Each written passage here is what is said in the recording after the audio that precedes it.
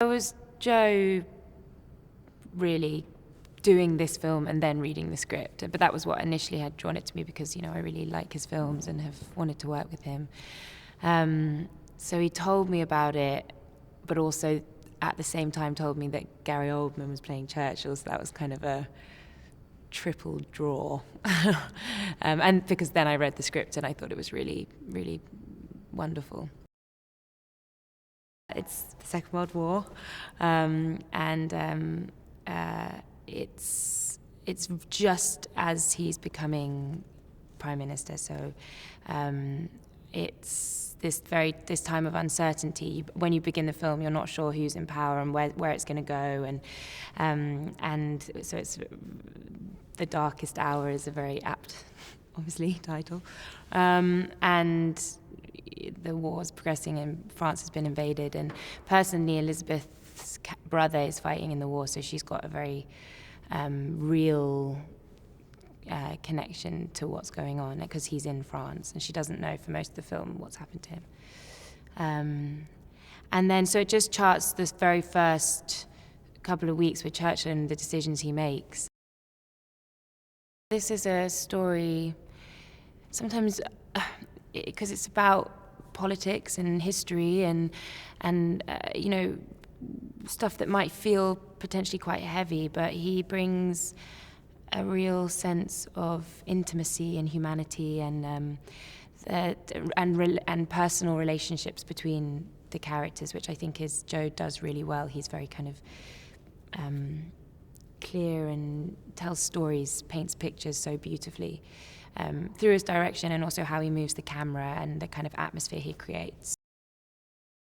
It feels very collaborative, and Ivana, who's sort of totally transformed me really with my look, because I've got this as a wig and all those bits in costume with Jacqueline, you sort of feel that all together you're creating these characters, and I think that only really happens when you trust the people you work with, and so yeah, I think that is really unique and special.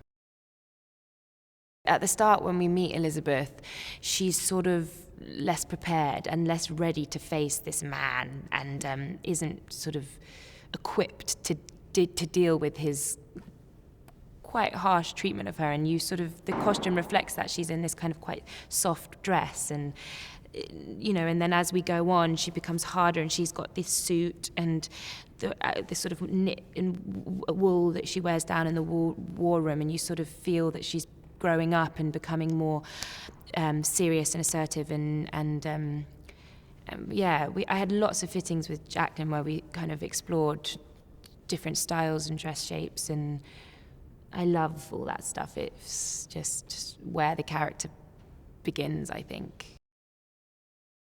It's very surreal turning up in the morning and seeing Winston Churchill, because Gary is just such an actor that just transforms in every role. He's to the point where he's unrecognizable, and I've barely seen him as Gary, actually, because we did in rehearsals. Sometimes even he came and he was in his sort of full prosthetics, and it is and he sounds. It's like being in the room with Churchill, and I kind of have forgotten what Gary looks and sounds like. Which is the mark of a true actor.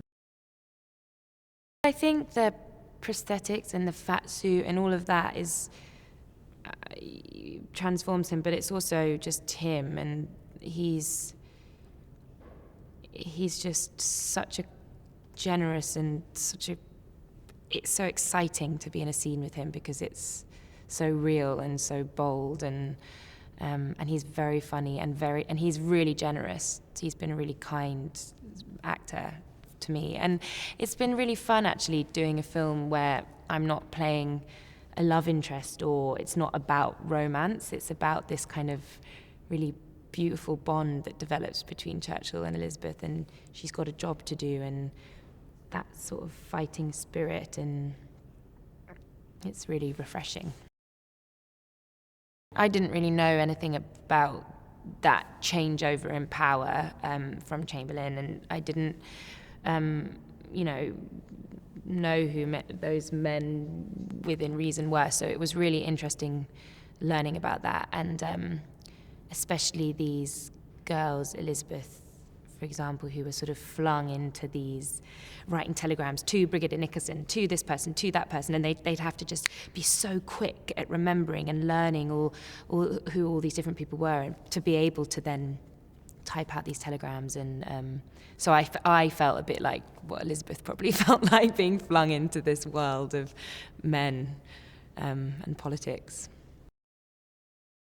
It's our history, but it's everyone's history, and it's I think a very powerful time. And I mean, personally, I found it really moving and emotional, especially in these moments when you know that people lost everything, their family, and especially after the First World War, it's just generations of men. And my granny lived in France, and she left her house when she was a young girl and went on the road to Paris. She went on an army convoy, and they were bombed, and she was on morgue duty. And I sort of thought of my granny and her experiences, and it just made me feel so I just thought it was so powerful. And it was just not very long ago. And think of all the wars happening now. It's important to remember and reflect and learn more.